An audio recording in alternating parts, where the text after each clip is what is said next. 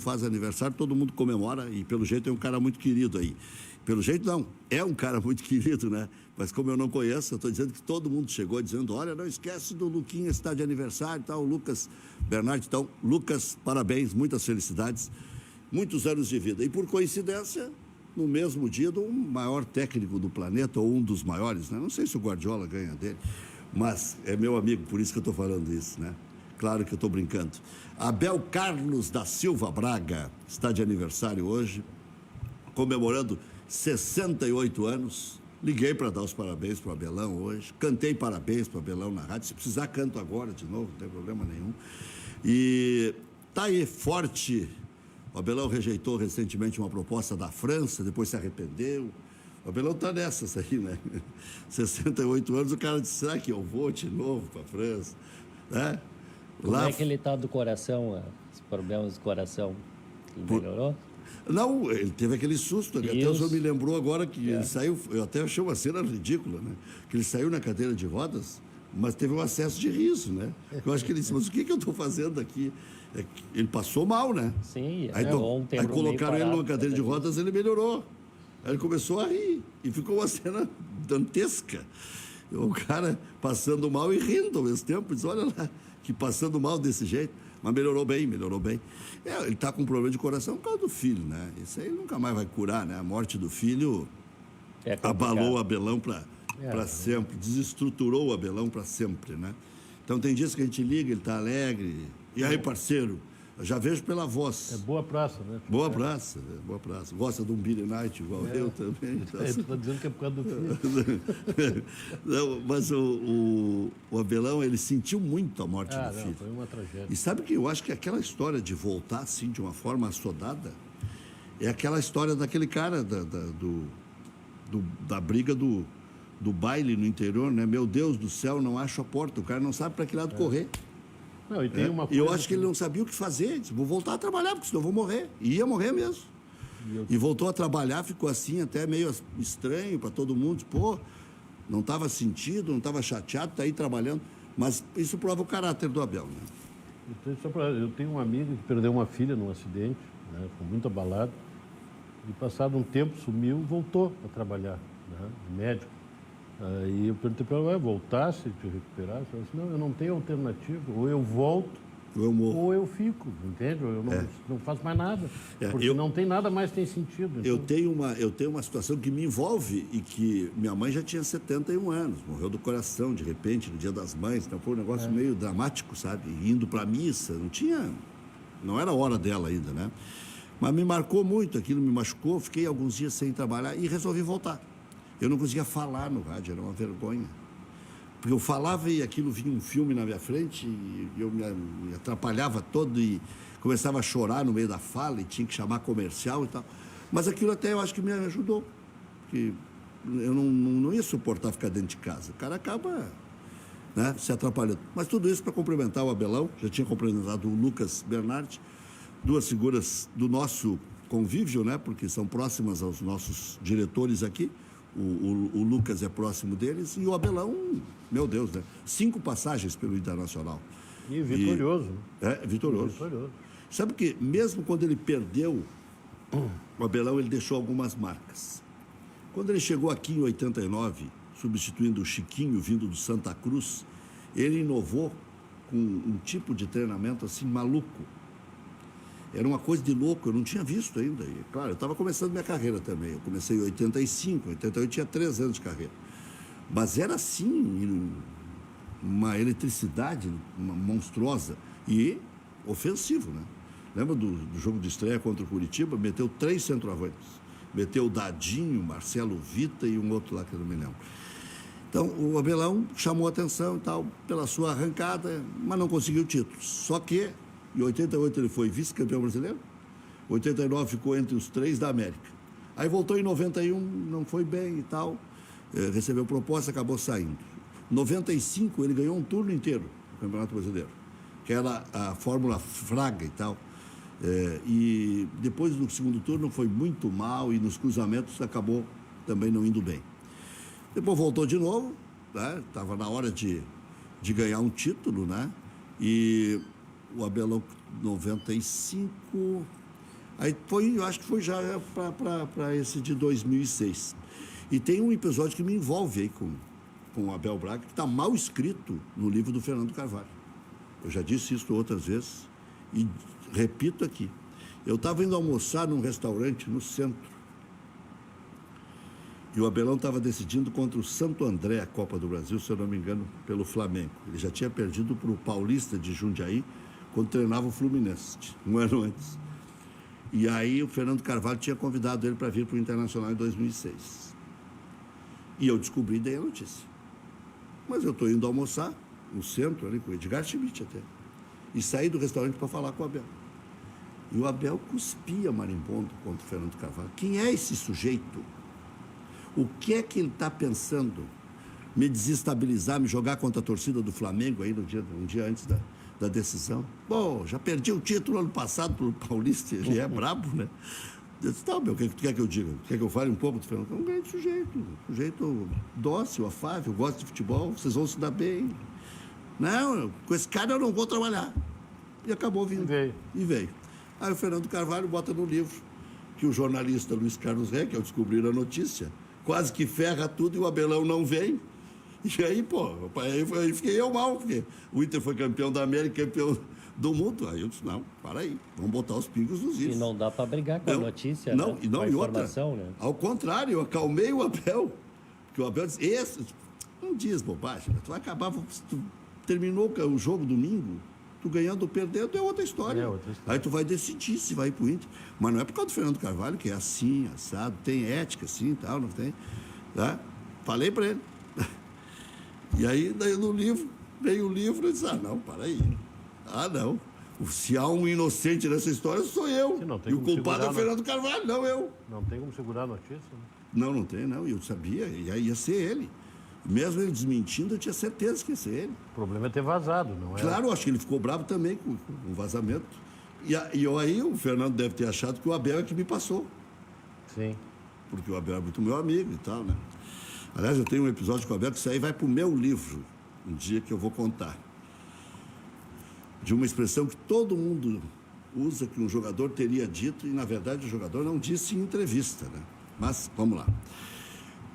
Um rápido resumo aqui, depois já vou introduzir na conversa. Nós temos 2 bons entrevistados e terei um terceiro pelo telefone, que é um colega querido, Ciro Guedes, que escreveu um livro sobre os narradores.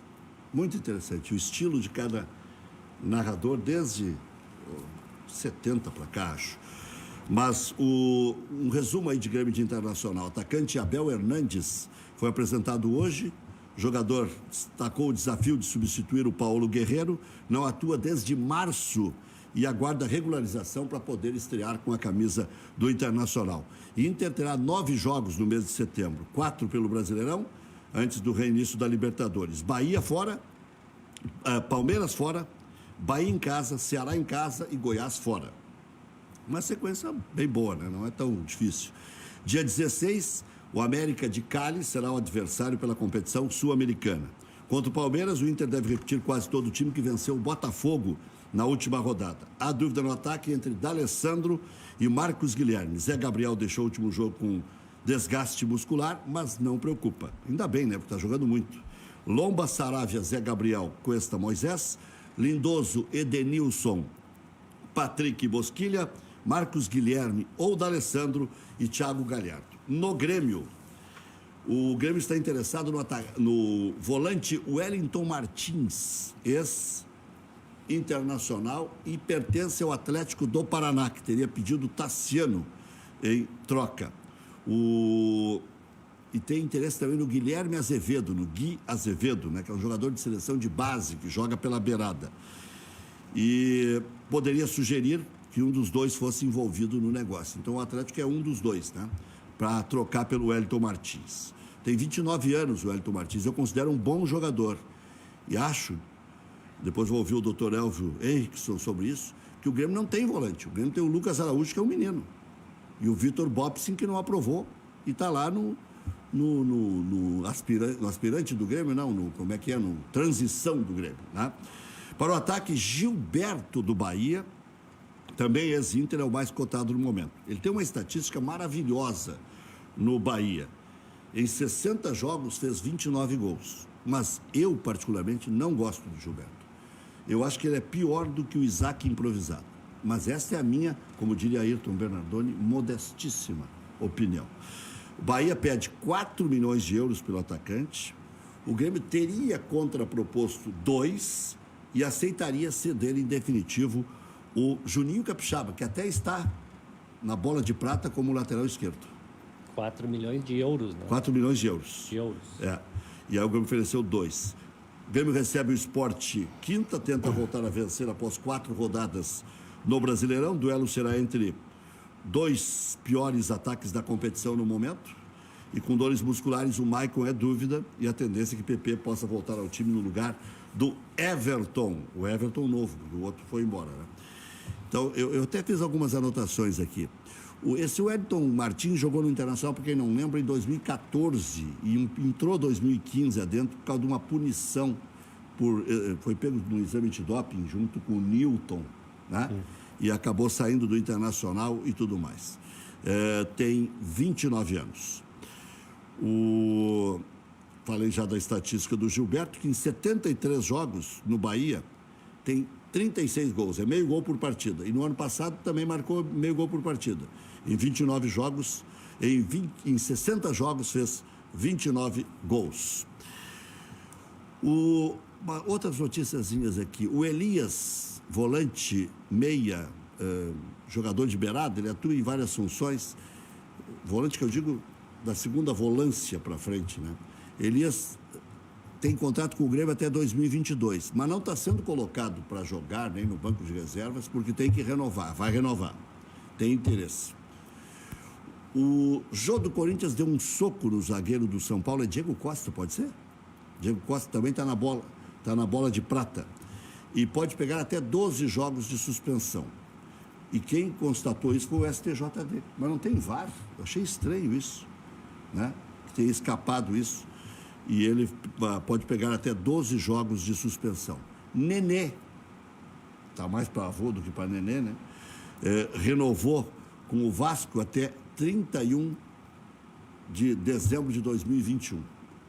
Tem 39 anos, o Nenê. E o Ronald, ex-Inter, que por preconceito foi mandado embora, porque era anão, e é anão mesmo, ele é desse tamanho. Eu um dia fui comentar um jogo internacional em Aimoré e terminou o jogo, começou aquela criança a correr, parecia o Soteldo. E eu disse, olha lá, aquele ali deve ser o Ronald, que todo mundo fala. Mas depois, tinha visto os jogos e tal, e continuei vendo, um jogador com uma habilidade rara, parece o Soteldo até. E agora, ele foi para Portugal, não deu certo, voltou e está metendo gol, jogando bem lá pelo Botafogo de Ribeirão Preto. Mas eu me lembro do doutor, psiquiatra, Renan Marcial Oliveira. O Renan era diretor das categorias de base do Inter. Fosse baixinho, vazava. Mas isso não E foi... dizia aqui. Mas não é por acaso. Não. Mas não é por acaso. É que o padrão, por exemplo, europeu é de jogador alto. Né? É de jogador alto. Eu me lembro quando o Internacional foi terminar... Doutor Sigma, doutor Elvio, nem dei boa noite, mas boa noite, essa frescura é que às vezes faz falta. Eu me lembro quando o Internacional entrou para disputar o último jogo, né, do Mundial em Dubai, né, começou em Abu Dhabi, depois foi para Dubai, o último jogo foi em Dubai, né? Nós entramos em campo, eu estava no vestiário junto com a Inter, né? Era a Inter, né? Isso.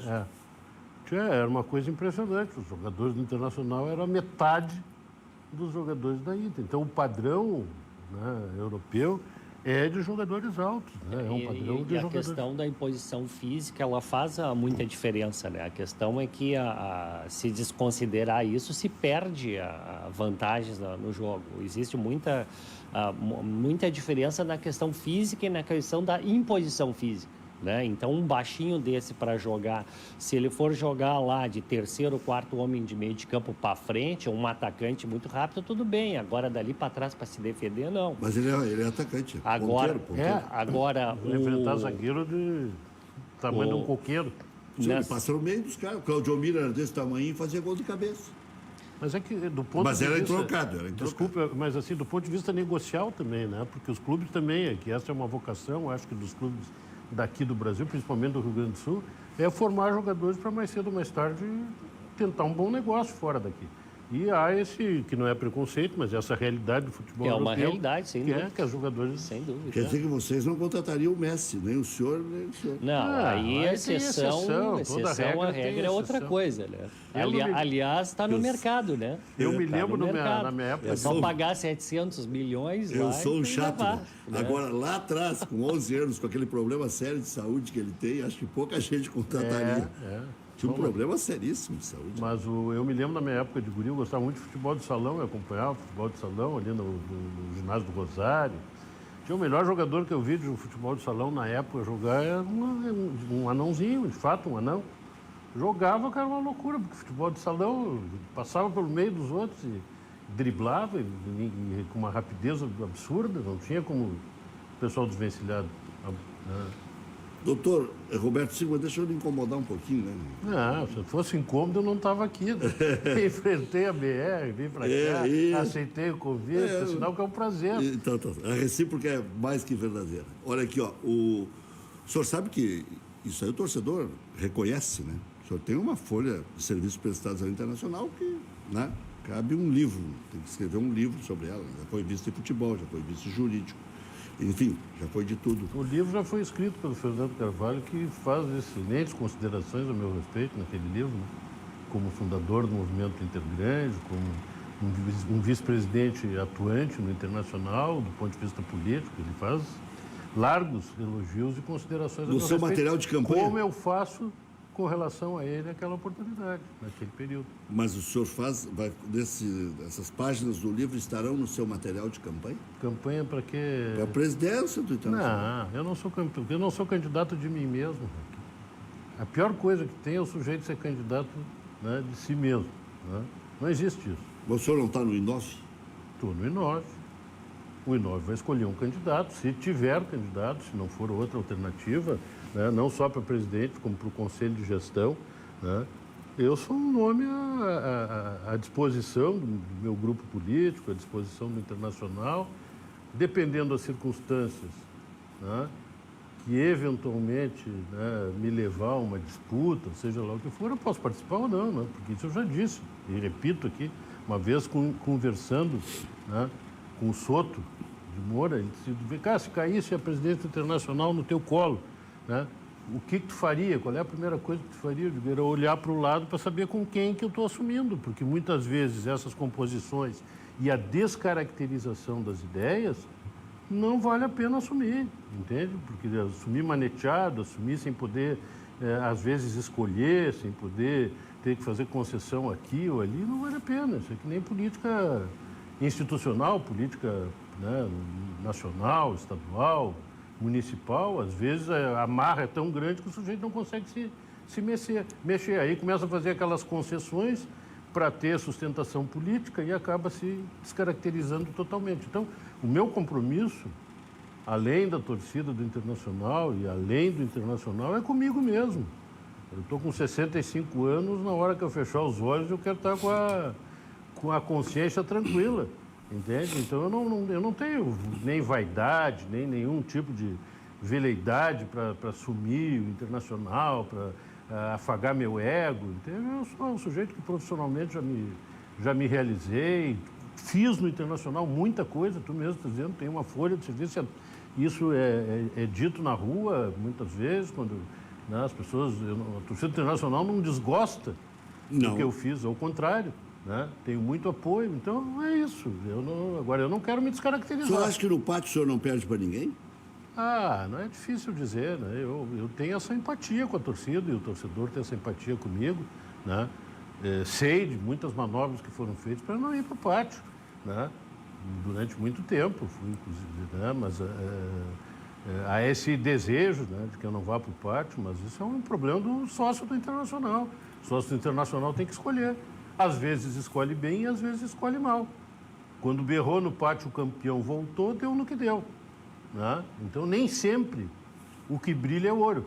Né? Às vezes é o famoso ouro de tolo, aquele brilha, mas não é ouro. Então, o eleitor, o torcedor, também se equivoca às vezes. Né? Então, eu não posso, nem eu sou solução, nem salvação para o Internacional, Né? E nem sei se seria imbatível no pátio, depende do momento, depende da circunstância, depende do posicionamento do torcedor.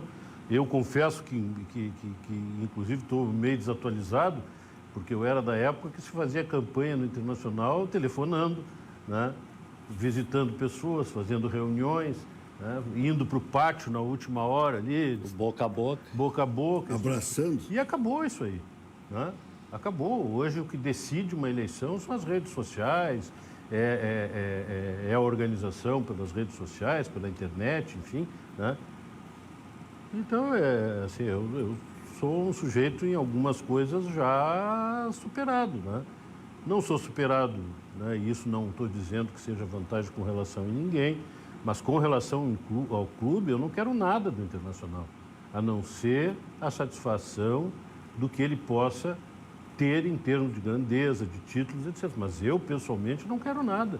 Inclusive, quero deixar bem claro aqui, ser presidente de um clube, ou ser dirigente de um clube, é um sacrifício pessoal enorme, porque, em primeiro lugar, não ganha nada. Às vezes, eu me lembro que uma vez eu entrei no Olímpico, numa partida de futebol, num Grenal, e a torcida do Internacional não estava muito bem, a torcida estava meio revoltada, né? E eu me lembro que tinha um que na beira, assim, no alambrado, gritava, né? Vocês ganham uma fortuna para estar aí, não sei o quê. Mal o cara sabe que o sujeito não ganha nada, perde. Não é remunerado. Eu sou advogado, sou juiz aposentado, sou advogado, tenho um escritório, eu tenho uma absoluta certeza que como dirigente ou de futebol... Mas o senhor está com o burro na sombra, né? Não, é burro na sombra, gente. O sujeito nunca está com o burro na sombra, né? Mas o que acontece? Né?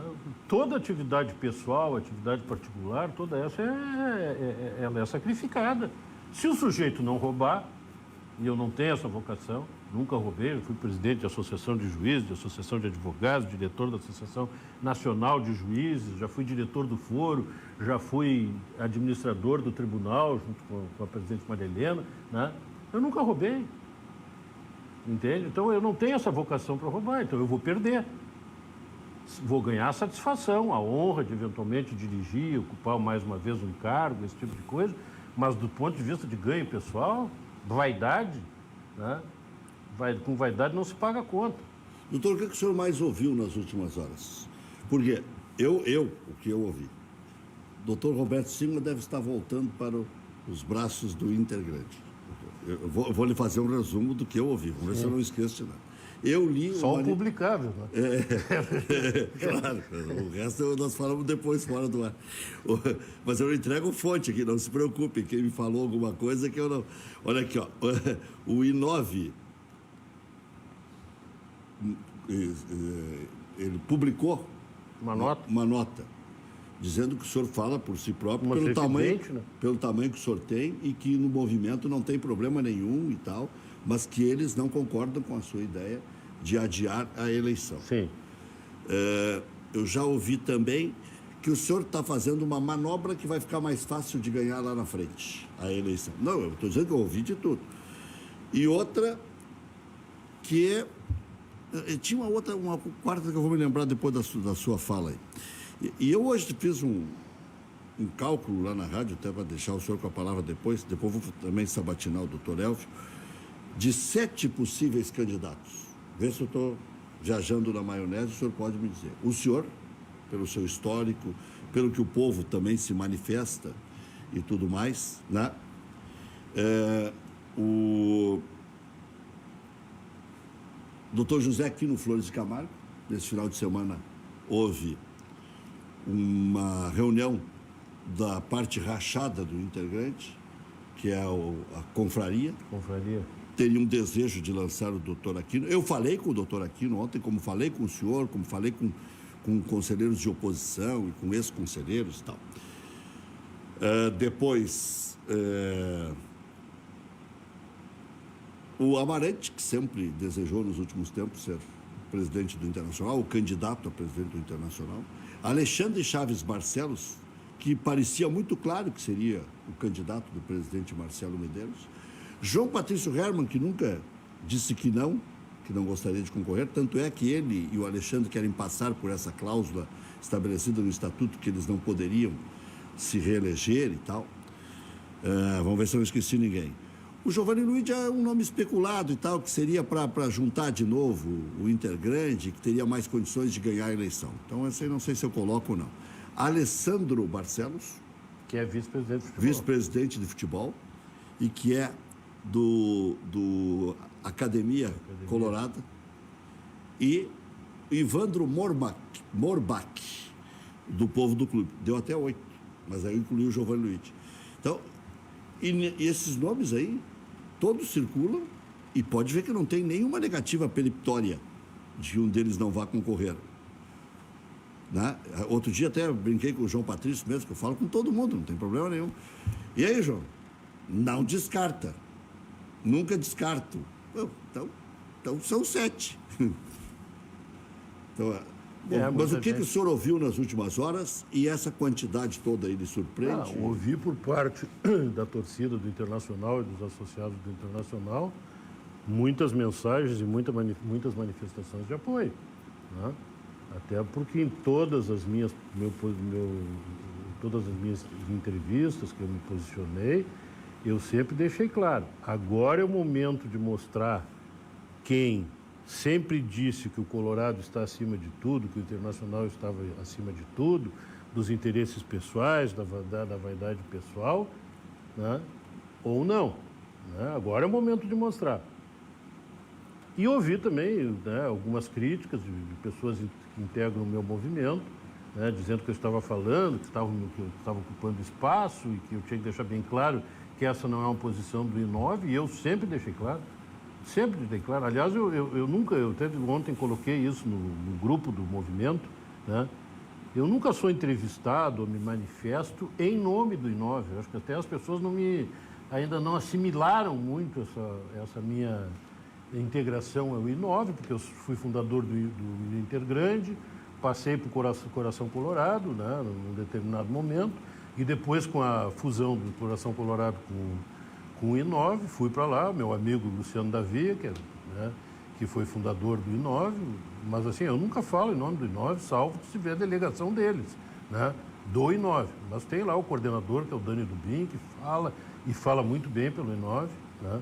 O Dr. Emílio Papaléu, que também é um dos coordenadores, né? O Cauê e vários outros, né? Mas eu não tenho essa necessidade de usurpar o movimento para ter alguma vantagem pessoal, não. Eu simplesmente manifestei uma oposição, né? Isso eu ouvi, né? Eu ouvi várias manifestações de apoio. Por quê? Eu posso explicar o porquê? Pode, mas só deixa eu lhe dar não sei se é má notícia, mas é uma notícia de agora. Sim. Quentinha. Recebi já de 2 fontes, a sorte que eu dei uma mirada aqui. Requerimento do Dr. Roberto Sigma pedindo adiamento das eleições foi indeferido pela mesa hoje. Permanece o calendário original. Eu tinha absoluta certeza. Acabou de sair. Eu ia lhe perguntar, a primeira pergunta, se o senhor achava que ia passar. Não ia passar. Né? Por uma razão muito simples. Porque para passar, tem que entender que o Internacional está acima de tudo. Né?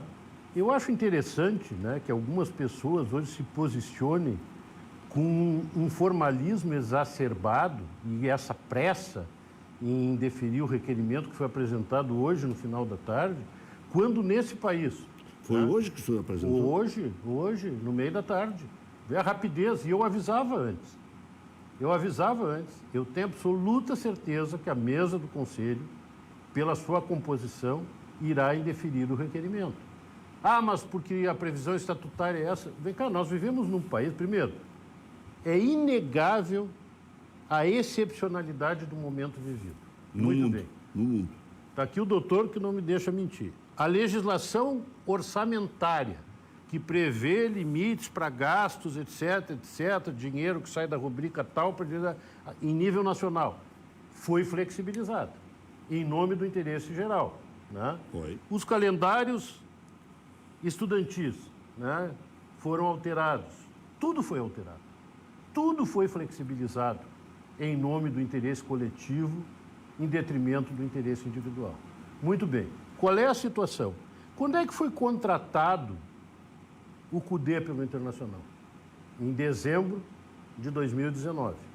Assumiu o clube, né, naquela expectativa, naquela situação toda, né, assumiu o clube e aí veio, né, em março, a declaração da Organização Mundial de Saúde e antes disso já havia uma manifestação do nosso Ministério da Saúde, da existência da pandemia. E, a partir daí, uma sucessão de regras, inclusive portarias, flexibilizando normas, seja no judiciário, seja no executivo, seja na atividade privada, né, restringindo atividades, inclusive futebol. O Cudê assumiu e o futebol parou. O Internacional vinha numa boa caminhada e, a partir dali, não tinha mais treino tático, treino físico, parou. Não foi só o Internacional. Todos os clubes pararam. Muito bem. A partir daí, o Internacional começa, né, termina o Campeonato Gaúcho, mal, porque perdemos grenais que não podíamos ter perdido, né? Ficamos fora da final do Campeonato Gaúcho, ninguém acreditava numa recuperação, e o Internacional se recupera no Campeonato Brasileiro. Sabe desde quando, e a torcida do Internacional sabe disso, o Internacional não ganha o Campeonato Brasileiro? Desde 1979. E o senhor sabe um outro dado estatístico? É o segundo pior entre os grandes. Em tempo.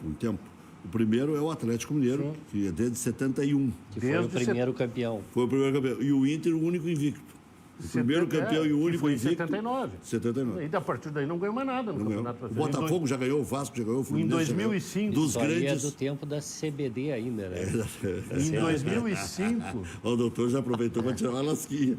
Em 2000... Sorteou a já, deixa ele ver. Em 2005, né, o Internacional ganhou o campeonato, mas foi roubado.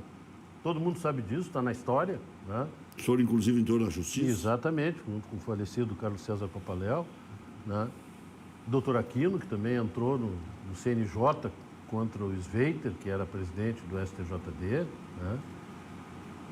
E, em razão disso, né, o Internacional está na liderança, se mantém na liderança, a pau e corda, porque não está mostrando um bom futebol, ele precisa ajeitar o time, ele precisa crescer do ponto de vista em campo, na competição. E é muito, o que eu imagino, até por experiência de vestiário, tem muita gente que indefere, que nunca passou por um vestiário. Né? O que eu acho, e o que é certo, é muito melhor formar time, fechar grupo e crescer na competição como líder, mantendo essa posição, do que estar lá na rabeira e fazer tudo isso para recuperar posições. Então é isso que eu penso. O que eu penso? O que muda para os candidatos a eleição depois de fevereiro? O que muda? Nada. Nada. É justo ou não é justo que o presidente atual, que a administração atual, que é responsável e que vai pagar o preço de eventualmente ter passado pelo clube sem ganhar nenhum título, salvo da Copinha de São Paulo pela categoria de base. E a Recopa. A Recopa Gaúcha. Salvo isso, não ganhou nenhum título expressivo. Tem mais um dado, a questão da nova administração pegar o barco andando. Não, e aí eu já vou concluir isso. Sabe por que eu falei Recopa? Porque o Renato contabiliza, então não seria justo que o doutor Marcelo não contabilizasse. Não, é que o Argel contou muito, né, esses títulos. Então, mas o que eu acho o que muda? O Inter é bi da Recopa.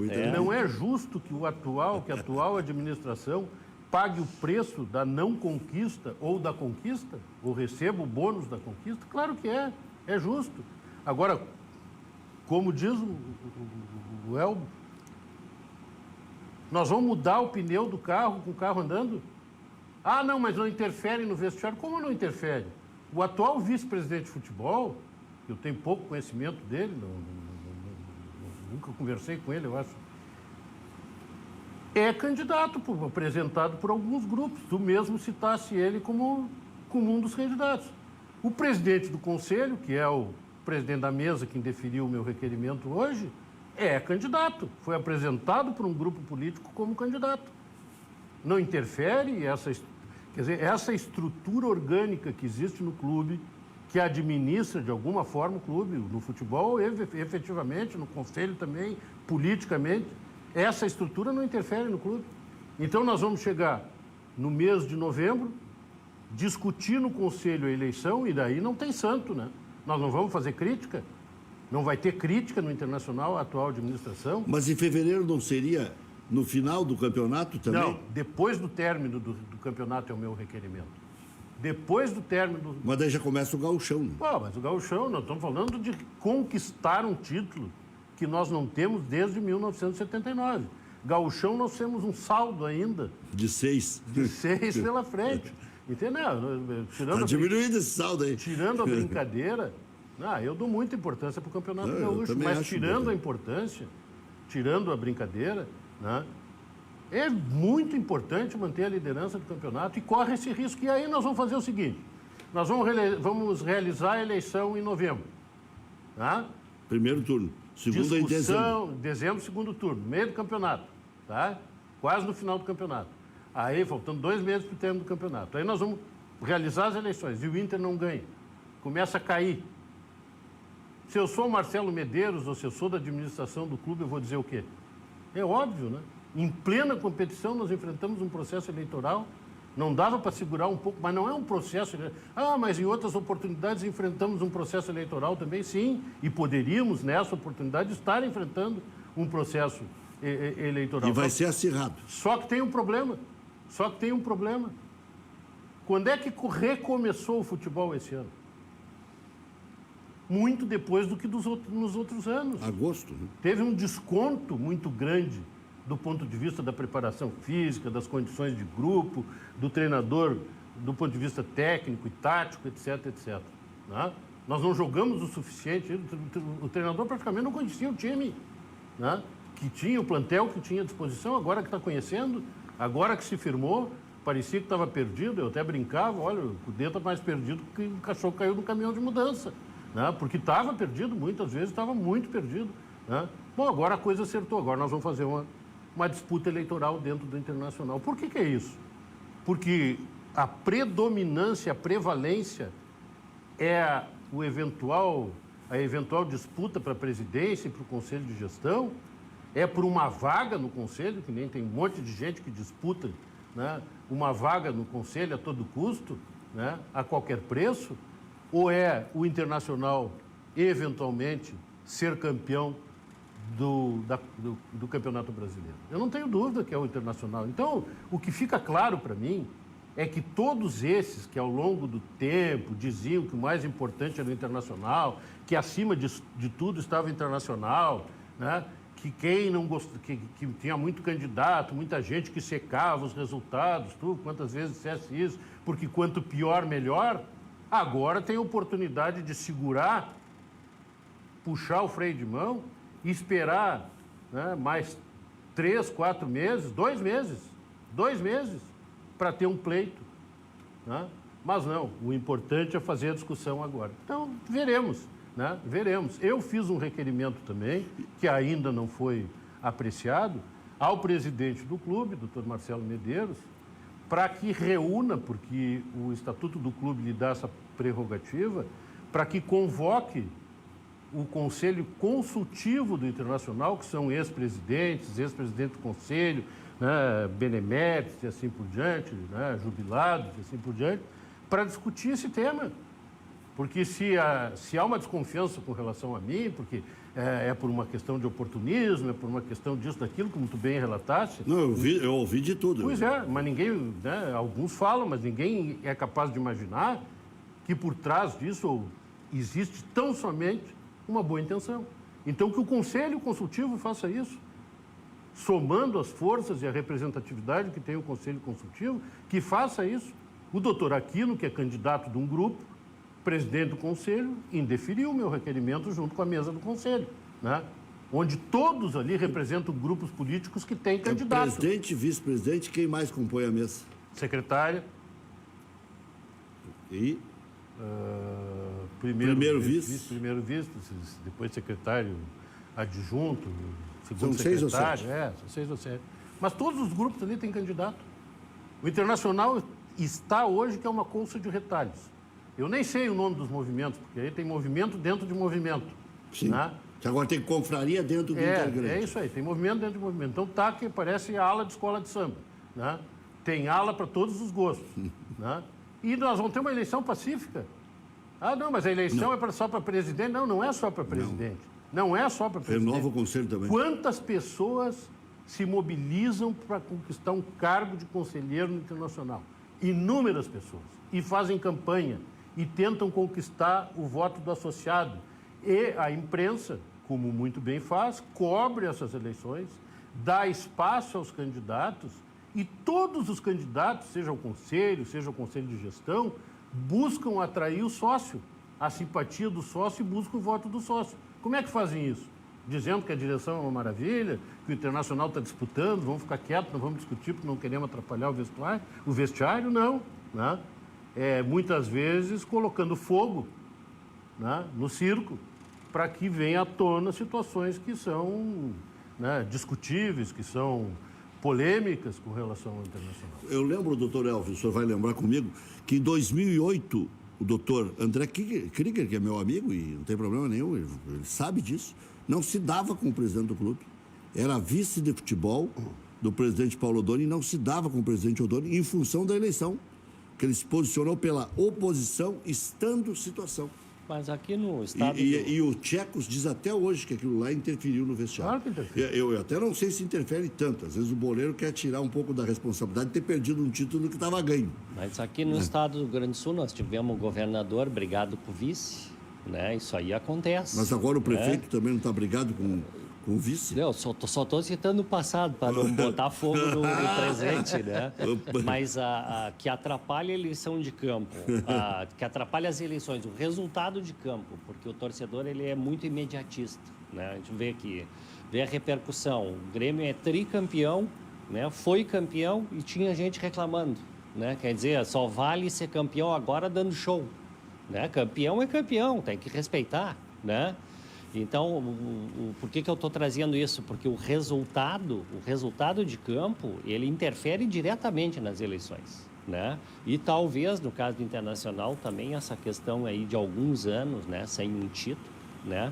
Talvez tenha alguma vontade política aí de não atender, né, o pleito do requerimento para fevereiro, né? Porque condições jurídicas existem pela excepcionalidade das condições, mas a questão toda passa por vontade política. É verdade. Né? Tudo passa por vontade política. Agora, a rapidez que a mesa do Conselho foi reunida pelo doutor Aquino para definir isso, e é bom que o associado internacional saiba, é que no meu requerimento eu pedia, né, não, estou pedindo adiamento, não, e o doutor Elvio coloca muito bem, né, não seria responsável da minha parte pedir simplesmente o adiamento da eleição, primeiro porque eu não tenho nem força para fazer isso, né, representatividade, eu sou um conselheiro, né, não falo nem em nome do meu movimento. O que eu peço?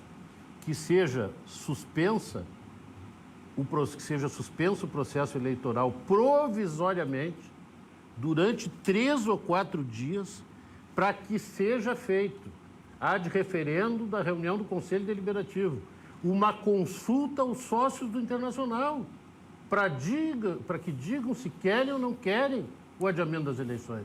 É só isso. Mas que fale o sócio. E hoje, o doutor Elvio também sabe disso, porque colega, né, a legislação prevê essa possibilidade de chamar assembleias extraordinárias, inclusive por uma alteração e um permissivo em razão da pandemia, pela internet, em caráter de urgência, para decidir uma situação emergencial como essa. Então, eu não queria fazer pedindo... um negócio democrático. Mas, claro, porque eu não quero é óbvio que eu não sou nenhum estúpido nem ignorante de imaginar que o doutor Aquino tem uma caneta pesada na mão que pode deferir ou indeferir o adiamento das eleições. O Estatuto do Clube estabelece um procedimento democrático, amplo de participação, né? Então, eu peço a consulta ao associado. Se o associado quer eleição, vai ter eleição. E isso é possível fazer em 4 dias, pela internet. Todo mundo tem telefone celular, todo mundo tem e-mail, o cadastro do clube está atualizado. Isso é possível fazer. A própria votação já pode ser pela internet. Isso, nós estamos fazendo reunião de conselho pela internet, telepresencial. Então, é possível fazer. Agora, eu compreendo a mesa do conselho e o presidente Aquino, que é candidato.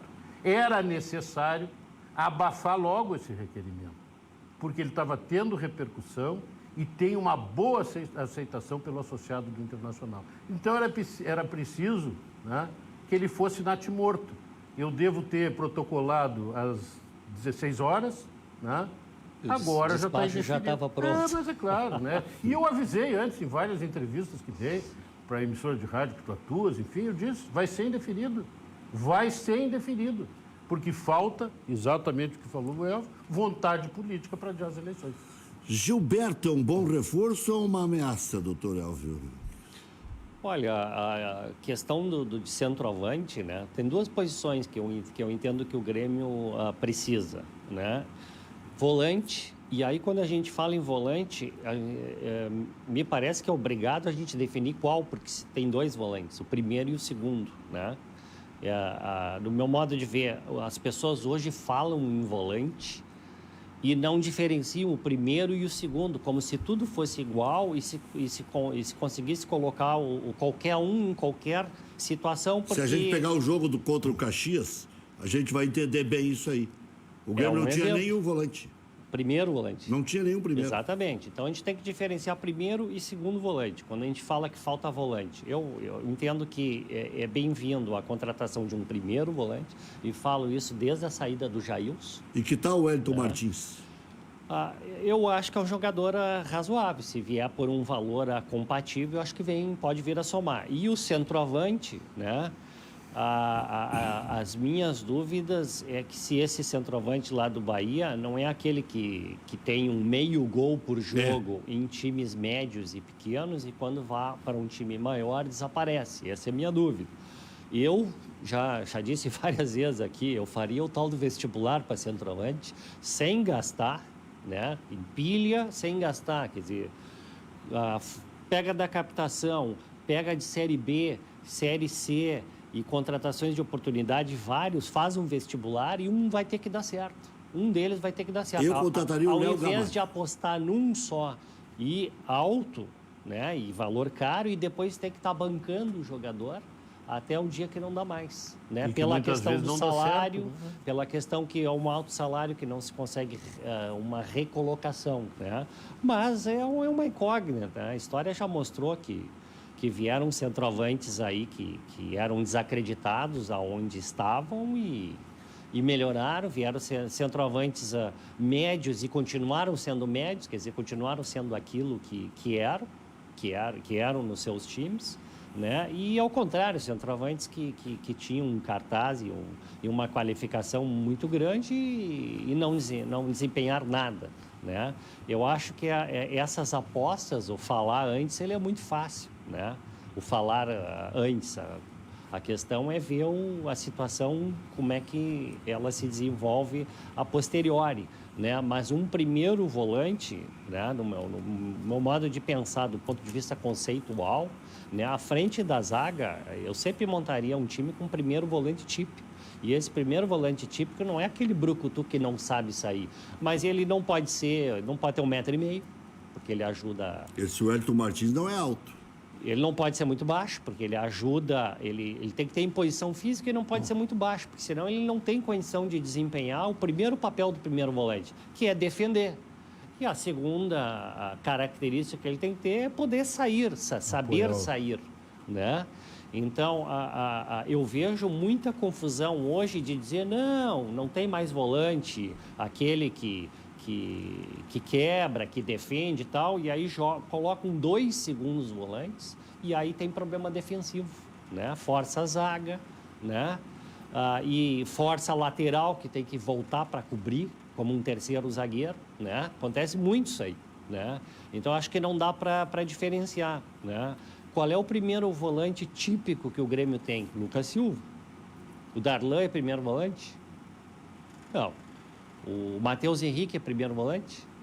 No meu modo de ver, não. Até joga, faz essas funções, porque é um jogador de altíssima qualidade.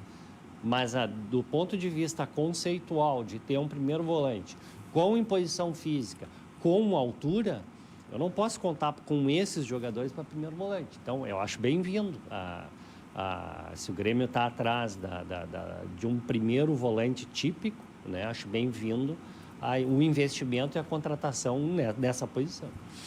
Fazer um intervalo e já voltamos na sequência do nosso Cadeira Cativa. Muito bem, estamos de volta e aqui já tem um monte de conselheiro aqui, e ex-conselheiros também. Thiago Issa, que Meu amigo. é um homem atuante. Tem que lembrar, doutor Roberto Sigma, que exatamente em 79, as eleições foram durante as finais, entre os 2 jogos contra o Vasco da Gama, e com vitória da oposição, e não mudou nada. As eleições foram entre um jogo e outro da final, na semana decisiva do campeonato de 79.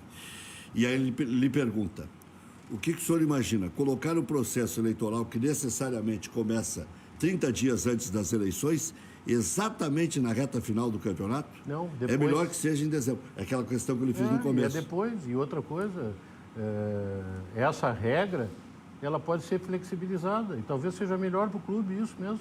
Porque eu não acho... E outra coisa, o Thiago, né, meu amigo, muitas vezes nós atuamos juntos e tivemos coincidência de pensamento e temos em muita coisa, né? O problema é que esse é um ano excepcional, né? Eu conversava isso no intervalo aqui com ele. O que houve? Nós temos a pandemia, temos um técnico contratado em dezembro, né? Que mal conhecia o plantel e mal fez o time jogar, né? E aí paralisa tudo. E agora o Internacional é líder da competição. Líder da competição. Líder da competição que não tem favoritismo como teve ano passado com o Flamengo. Então, as portas estão abertas, mas nós vamos discutir eleição, sendo que o vice-presidente de futebol do clube atual é apresentado como candidato ou postulante a candidato à presidência. Quer dizer, isso não atrapalha. A eleição está lá dentro do vestiário. Está lá dentro do vestiário. O senhor acha que isso aí gera um desgaste para o doutor Aquino, que é o presidente do conselho? Eu não sei, o doutor Aquino é um homem maduro, experiente, porque foi presidente da Júri, foi presidente do Tribunal de Justiça do Estado do Rio Grande do Sul, né? Ele deve saber o que faz, né? Não sei se vai desgastar ou não, né? Isso é uma opção política dele, né?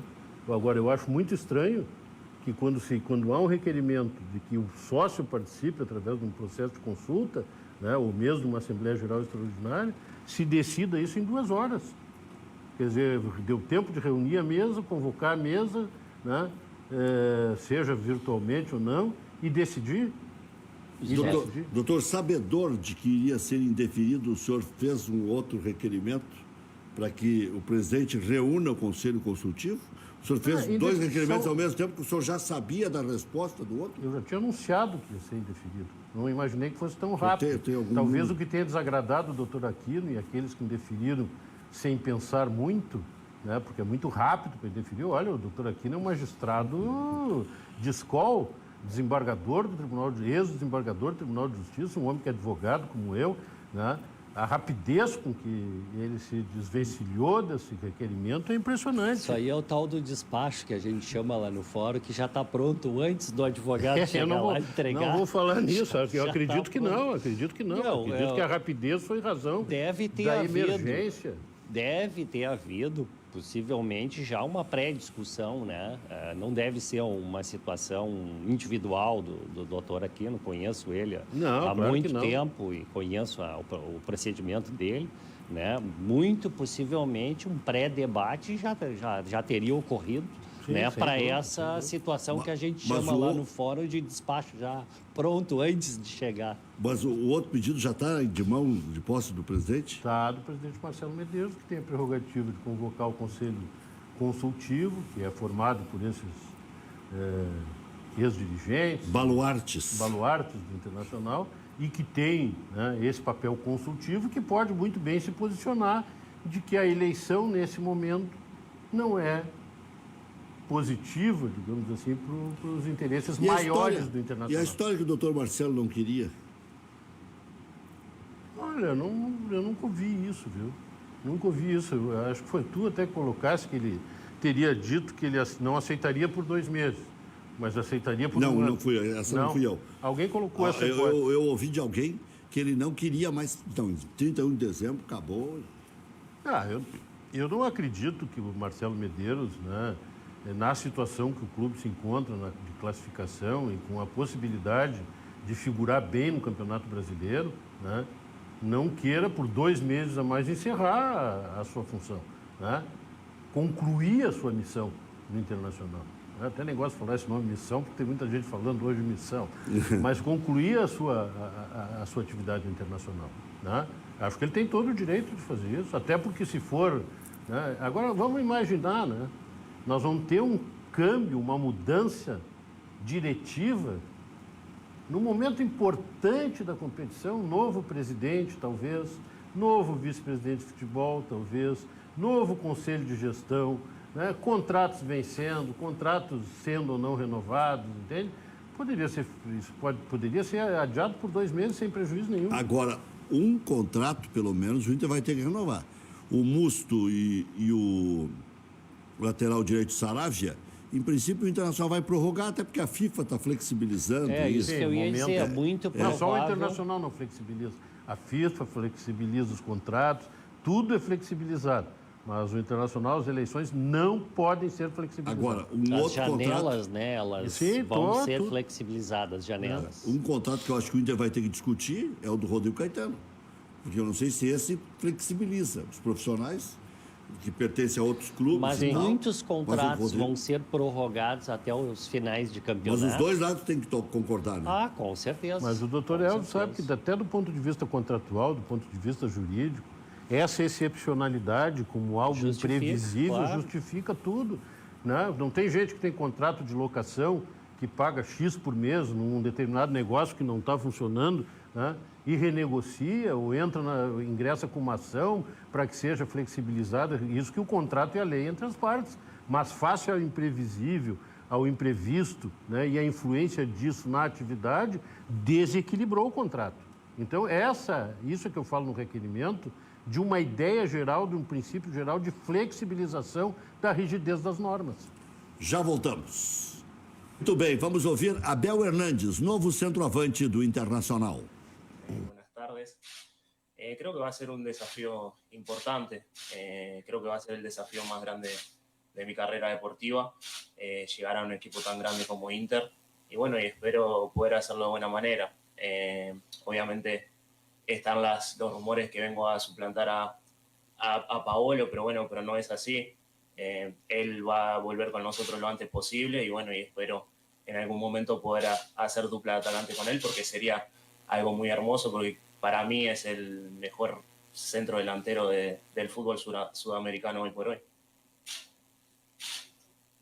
Boa tarde e seja bem-vindo, Abel. Em quanto tempo você acredita que vai estar à disposição? Eu falo de tempo físico. Em quanto tempo você imagina que estará à disposição fisicamente? Bueno, buenas tardes. Estoy trabajando para estar lo más rápido posible, pronto para jugar. Eso lo va a decidir el entrenador y el preparador físico. Yo me siento muy bien. Estoy entrenando muy fuerte estos días y espero en muy pocos días poder estar ya entrenando al 100% con el equipo y bueno, y luego el entrenador decidirá cuándo llevarme junto con el equipo a los partidos. Abel, boa tarde, seja bem-vindo a Porto Alegre. Você revelou em uma entrevista recente que o técnico Eduardo Cudê lhe ligou para convidá-lo a vir para o Internacional. Eu queria que você contasse um pouco de como foi essa conversa e o que ele te disse que te fez optar pelo Inter. Bueno, sí, hablé con él y bueno, creo que fue algo muy importante para mí, para un jugador cuando tiene la posibilidad de hablar con el entrenador y que el entrenador le exprese las ganas que tenía de que yo viniera a jugar a este equipo. Creo que fue algo que me ayudó para poder yo aceptar esta propuesta tan rápidamente. Es importante llegar a un club tan grande y más con la confianza del entrenador.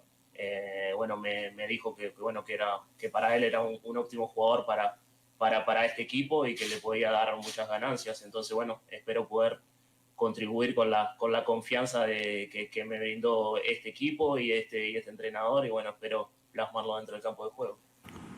Muito bem, tá aí. Em março ele vai ser reserva, segundo ele próprio, né? Porque se o outro é melhor que ele disse que o Paulo Guerreiro é o melhor centroavante da América. Já voltamos. Tu é maldoso. 8h07. Quantas histórias? Tem que botar no livro. Bom, vamos ouvir Matheus Henrique. Bom dia, Rafael. A gente tira de lição como todo jogo, né? A gente sabe que o próximo jogo tem sempre que ser melhor e a gente sempre busca isso. A gente sabe que o nosso desempenho domingo não foi como a gente queria, porque a gente queria manter a nossa sequência de invencibilidade, que a gente estava 17 jogos sem derrotas. Mas o mais importante foi o título, foi o tricampeonato. A gente valoriza muito porque é um feito aí que mais de 30 anos que não acontecia e a gente conseguiu bater esse recorde aí. Então agora a gente tem quinta-feira já a retomada do Campeonato Brasileiro. E como eu falei, a gente vai buscar ser melhor do que no jogo contra o Caxias e, consequentemente, em busca da vitória. Matheus, bom dia. Bom, tem o jogo agora contra o Sport na quinta-feira. O Grêmio vem da conquista do tricampeonato, né? Você acabou não jogando em função da questão do cartão no domingo. Como é que está a cabeça do grupo de jogadores do Grêmio agora, né? Pensando em Campeonato Brasileiro? O Grêmio tem uma vitória em 5 jogos dentro da competição e até em virtude do que aconteceu no jogo contra o Caxias. Que lições ficaram do domingo para a sequência do Brasileirão, Matheus? É o André Silva aqui da Gaúcha. Bom dia, André. Então, a gente sabe que a gente precisa pontuar no Brasileiro, mas a gente vem numa invencibilidade. Então, a gente sabe que o Campeonato Brasileiro é um campeonato de 38 rodadas e o importante é não perder. E a gente está invicto. Claro que a gente tem 4 empates, mas desses 4 empates, a gente sabe que nos 4 jogos a gente merecia ter ganho pelas partidas que a gente fez, pelos jogos que a gente fez. E a gente está tranquilo, o professor dá tranquilidade para a gente. E ainda mais depois de um tricampeonato, de um título que a gente conquistou agora, a gente vai mais tranquilo também para o jogo de quinta com responsabilidade. Porque sabemos que estamos dentro da nossa arena e o Grêmio, onde joga, joga para vencer. Então a gente vai em busca desses 3 pontos aí, que já vai colocar a gente na parte de cima. Mas a gente, resumindo, né, a gente não tá com impressão nem nada. Como eu falei, a gente tá invicto, acabamos de ser tricampeão gaúcho, então a nossa cabeça está muito boa pro restante da temporada. Matheus, setembro começando e a Libertadores já está batendo na porta, né? Nesse mês aí retoma a competição. Como é que tá a expectativa de vocês para retomar a Libertadores com protocolos diferentes, novamente, situações aí que vocês não viveram, né? De viajar para outro país durante a pandemia. Qual é a expectativa de vocês para a retomada da competição? Eduardo Moura, do GE. Bom dia, Eduardo. A gente sabe que daqui a pouco já tem Libertadores, mas antes disso tem uma série de jogos aí do Campeonato Brasileiro que a gente vai estar bastante focado para atingir o máximo de pontos possíveis. E em questão de viagem, de protocolo, de viajar para outro país, a gente tem toda uma segurança aqui da parte interna do staff do nosso clube, que é voo fretado, é tudo dentro dos protocolos. Assim como o Campeonato Brasileiro, a Copa do Brasil, estava tudo parada e teve uma forma de retomar. Eu acredito que a Libertadores também vai ser retomada com êxito, não vai ter problemas. Eu acredito que cada clube fazendo a sua parte, seguindo os protocolos, acho que não vejo problema algum. E, como eu falei, a gente sabe que até o jogo da Libertadores tem uma série de jogos do Brasileiro e a gente vai se preparar bastante para retomar a Libertadores em alto nível também. Vocês são 2 caras de alto nível, né? Então, obviamente que não vão entrar em provocação barata. Mas no sentido que vocês quiserem dar a palavra. O Internacional é cavalo paraguaio, doutor Elvio? Olha, eu não costumo utilizar... cavalo paraguaio é a linguagem do Renato. Sim, né? Eu não sei se é cavalo paraguaio, eu sei que em alguns anos anteriores aí, saiu na frente, chegou depois, né? Eu vejo o pessoal do Internacional muito focado, né, na questão da liderança ali do Brasileirão, mas não vamos esquecer que o Internacional já estava fora do gauchão, né? Então o Grêmio tinha 2 competições, o Internacional tinha uma só para focar. E isso muda bastante a questão do foco. Em futebol, o foco é tudo, tá? Então eu acho que é muito cedo. Na verdade, eu acho que é muito cedo para se iludir ou ficar emocionado demais com uma situação que é boa, não vamos negar, óbvio, né? Quem não quer estar na liderança? Óbvio, ela é boa, né? Mas é um campeonato, ele é muito longo, né? E tem ainda a situação agora que volta para os 2, isso vale para os 2, a questão das demais competições, né? A Copa do Brasil tem mais uma rodada, depois já entra o grupo de Grêmio e Inter. Tem a questão da Libertadores, já com data marcada, né? Eu acho que o Grêmio tem que aproveitar essa sequência antes da Libertadores, porque entre o jogo contra o Libertad e o Grenal, e pós o Grenal, é muito provável que o Grêmio vá com um time que não seja titular, muito provável pela sequência ali de jogos. Então, eu acho muito importante para o Grêmio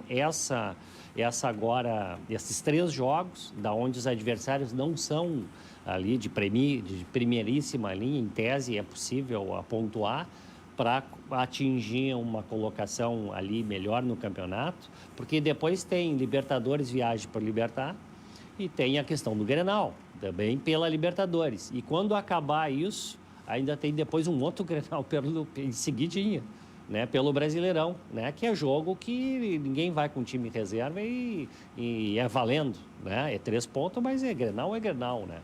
E então eu acho que ele é muito cedo e eu acho que o foco, ele influencia muito no resultado. Doutor Sigma, o Internacional, o senhor disse no começo que ainda não convence, mas ainda assim é líder. Isso aí é sintoma de que vai precisar melhorar muito e tal, para ser campeão? Ou o senhor não vê nenhum candidato e daqui a pouco melhorando um pouquinho? Eu diria mais, né? Eu diria o seguinte, né? Tem que melhorar, né? Eu acho que o Internacional ainda tem muitas deficiências, ele não joga bonito, ele não, digamos assim, é completamente diferente do que o favoritismo que o Flamengo tinha ano passado. Começou o campeonato, o Flamengo começou a jogar, todo mundo dizia que o Flamengo ia ser campeão, e o Internacional outras vezes, né? Falei aqui em 79, o último título ganho, né? Ganho de forma invicta, né?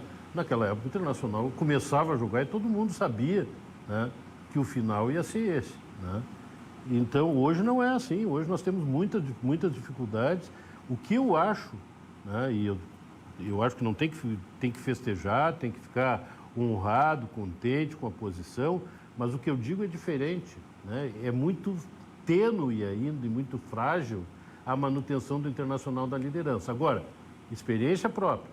É muito mais fácil tu construir um time, fechar um grupo na liderança do que na rabeira recuperando posições, com medo de cair, com isso e aquilo. O Internacional está fazendo o que tem que fazer. E concordo, precisa foco. Agora, o que o Internacional tem que manter, né, é a sua humildade, né? É um grande clube, né? Um grande clube do Brasil, do mundo, né? Campeão mundial, FIFA, reconhecido pela FIFA, num torneio oficial, né? Então, mas tudo isso tem que ser cercado pela humildade do Internacional. Porque eu já vi muitas vezes, falava do cavalo paraguaio, a arrogância e a soberba derrubar alguns clubes, né? E tu mesmo falava aqui da expressão cavalo paraguaio, que era a expressão de quem tu falava? Do Renato Portaluppi. O Renato Portaluppi, em 2011, eu era vice-presidente de futebol, cantou durante todo aquele ano, nós disputávamos a Libertadores, né? Cantou durante todo o Campeonato Gaúcho que ia ser campeão, que o grupo dele ia ser campeão, foi o último título ganho dentro do Estádio Olímpico, que foi o campeão gaúcho pelo Internacional, que estava, segundo ele, morto na competição, né? Pois o morto ressuscitou e ganhou o título lá, o último título ganho no Estádio Olímpico. E até lembro, o título ficou mais ganho ainda depois que a bola começou a rolar.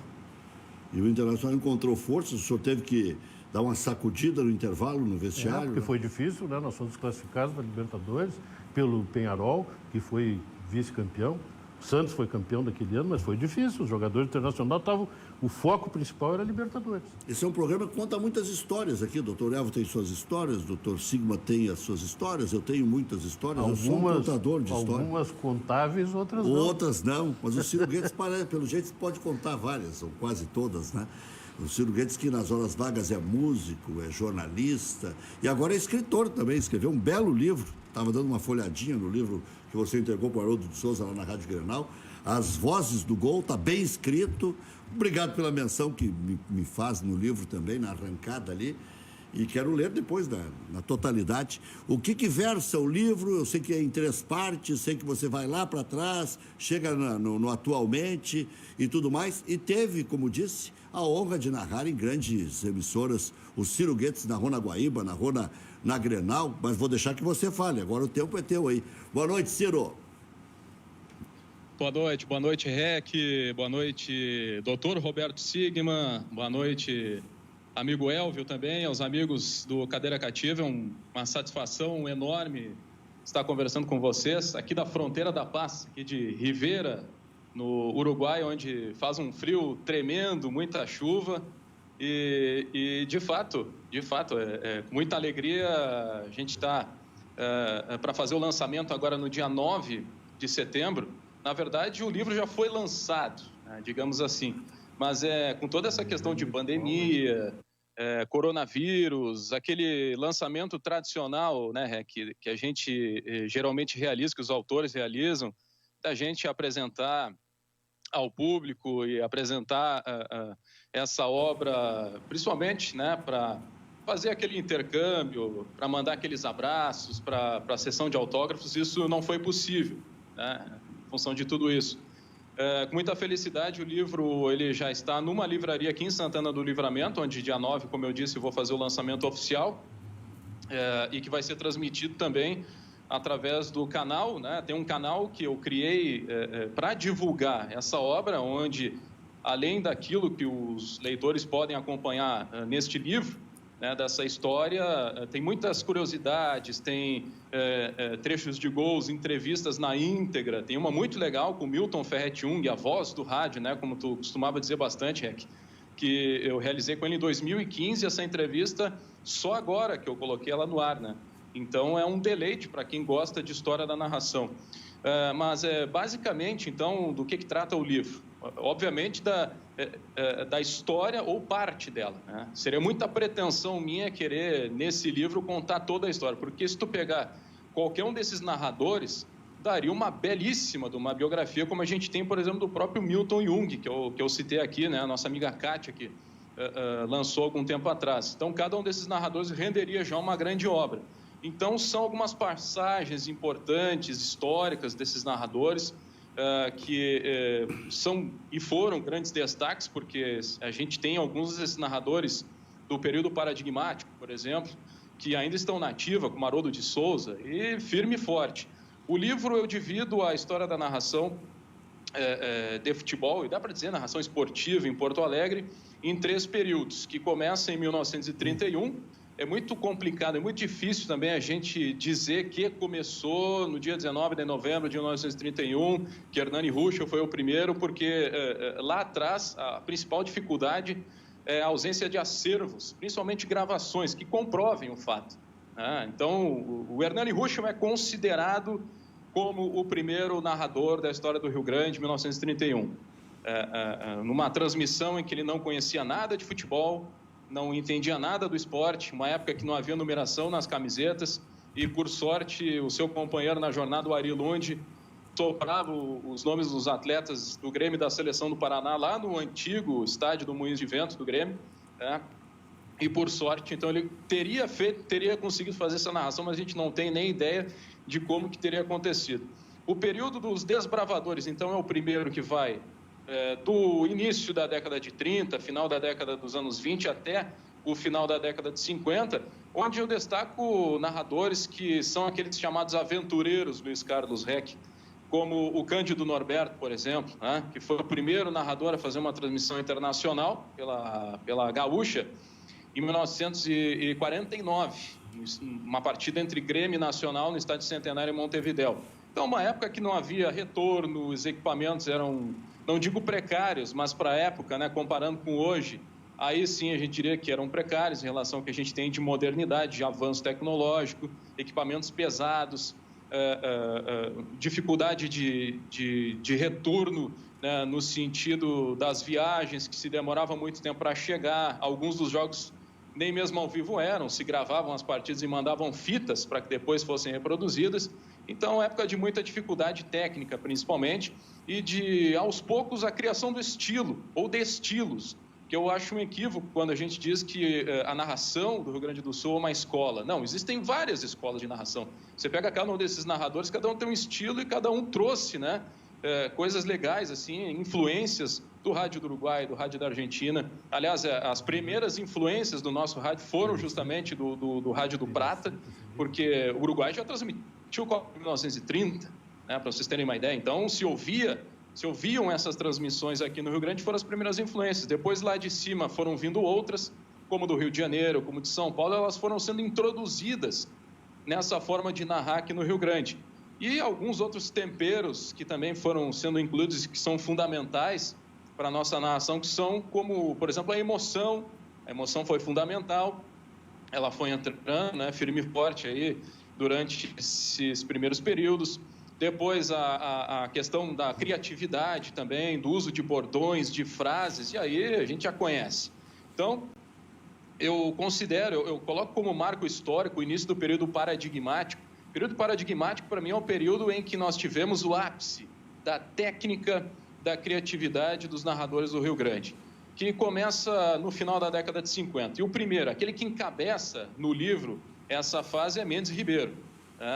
O Mendes Ribeiro foi um profissional fantástico, com quem tu trabalhou, né, Rec? Um cara formidável, que narrou a Copa de 58, narrou a Copa de 62, depois foi para a Gaúcha, né? E 58 eu coloco como marco desse período, porque justamente a Guaíba, naquela época, com Flávio Alcaraz Gomes, né, com toda a sua equipe, conseguiu enviar para a Suécia uma equipe formada só por profissionais gaúchos, que foi um negócio fantástico, sensacional para aquele momento, com um sistema de transmissão novo também que foi implementado, e a Guaíba transmitiu toda aquela Copa. Isso entrou para a história e ninguém tira esse grande mérito da Rádio Guaíba até hoje. Então, o Mendes Ribeiro, ele tinha muita emoção na sua narração, muita descrição, uma certa agilidade, e a partir daí foram surgindo outros nomes. O Milton Ferretti-Jung, também está nessa lista dos paradigmáticos, foi um narrador importantíssimo, que foi o responsável pelo teste daquele que é considerado o maior narrador, digamos assim, da história do Rio Grande do Sul. Pelo menos a maioria das pessoas e dos profissionais de imprensa consideram que foi Pedro Carneiro Pereira. Milton Ferretti-Jung, na entrevista que ele nos deu para o livro, ele destaca isso, que ele fez o teste e que o Pedro Carneiro foi muito bem, tinha um discurso fantástico, e poderia ter feito muita coisa ainda na sua carreira se não fosse o acidente trágico que o vitimou em 73, lá no Tarumã. Então, a partir daí, tivemos Pedro Carneiro Pereira, quando Pedro Carneiro Pereira faleceu, o Armindo Antônio Ranzolin assumiu esse posto de primeiro narrador da Rádio Guaíba, num período que a emissora ela tinha um domínio de audiência que era estupendo, coisa que talvez não se repita mais nos dias de hoje. Era, diria, 95-5 para a Guaíba naquela época. E o Armindo Antônio Ranzolin se destacou pela sua técnica, pela sua forma de comandar, principalmente as equipes esportivas. Ô, Ciro, diga, Rec. Nós estamos apaixonados pela tua descrição, eu, o doutor Sigma, o doutor Elvio, mas eu tenho 15 segundos para você dizer só o nome dos narradores que você cita no livro e nós vamos voltar a conversar, porque é apaixonante o assunto e está todo mundo dizendo, esse livro deve ser uma obra-prima. Mas aí, Ranzolin, Pedro Ernesto, Haroldo... Esse período, então, o Haroldo, o Armindo Antônio Ranzolin, o Roberto Brauner, Samuel de Souza Santos, outros nomes poderiam ser citados aí, né? Ficaram de fora, mas para uma outra edição, com certeza, a gente vai botar. E aí tem um período contemporâneo, que é o período que, na minha opinião, continua, que começa ali em meados dos anos 80, e tu coloca Marco Antônio Pereira, o Pedro Ernesto Denardim, José Aldo Pinheiro, Daniel Oliveira, né? Mais recentemente, Orestes de Andrade, Mário Lima, e por aí vai. Muito bom. Ciro, desculpe aí, acabamos atropelando tudo aqui, são muitos assuntos. Cumprimentos pela coragem aí e pelo trabalho extraordinário. Valeu. Um grande abraço, até a próxima. Até a próxima. Obrigado, doutor Elvio. Obrigado, doutor Sigma. Obrigado, boa noite. Até amanhã, às 19h.